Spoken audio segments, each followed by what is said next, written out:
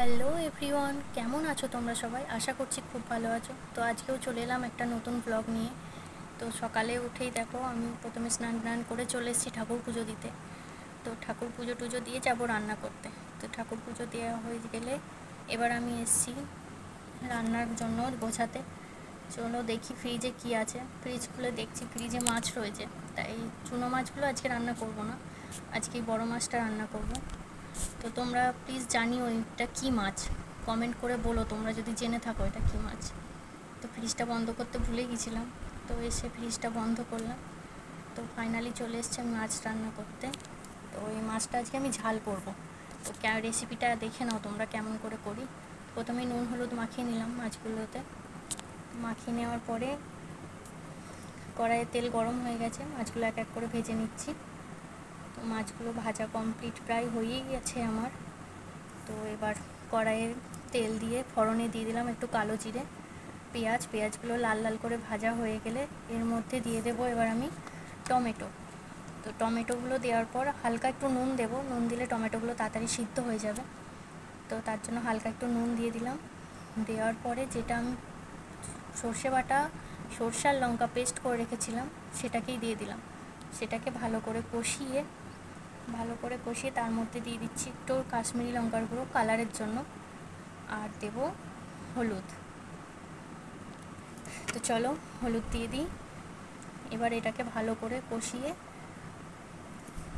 করে কষানো হয়ে গেলে এর মধ্যে এবার দিয়ে দেবো আমি জল। তো চলো জলটা দিয়ে দিই।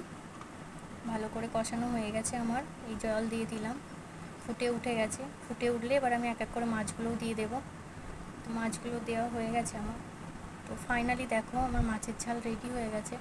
তো তোমরা বলো কেমন হয়েছে। তো রান্না টান্না করার পর বাইরে গিয়ে দেখি মা এই কচুর পাতাগুলো এনেছে। এগুলো কি কচুর পাতা বলো তো? এগুলো হচ্ছে মান কচুর পাতা। আশা করছি মান কচু অনেকেই চেনো। তো এই মান কচুর পাতাগুলো হচ্ছে একদম মাঝখানে যে কচি পাতাটা হয় সেই পাতাটা, এটাই বাটা হবে আজকে।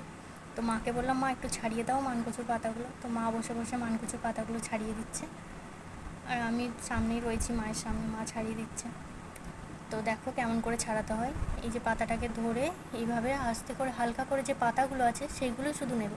এর সঙ্গে দেখো একটা করে শির রয়েছে, তোমাদের দেখাচ্ছি আমি শিরটা। এই দেখো এই শিরটা যেন নেবে না, শুধু পাতাগুলোই ছাড়িয়ে ছাড়িয়ে নেবে। তো ফাইনালি মা পাতাগুলো ছাড়িয়ে ধুয়ে রেডি করে দিল। আমি কড়াইয়ে ভাপানোর জন্য দিয়ে দিলাম।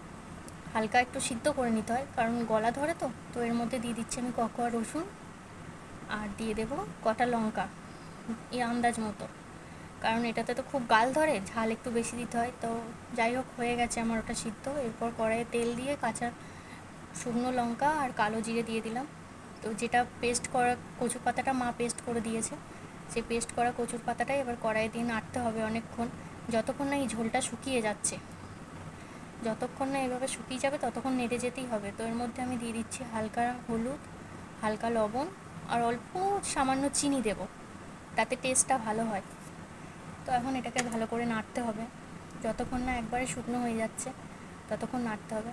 তো দেখো ফাইনালি এটা হয়ে গেছে, এটার একদম আর ঝোলটা নেই। তো আমার আজকে রান্না হয়ে গেছে দেখো।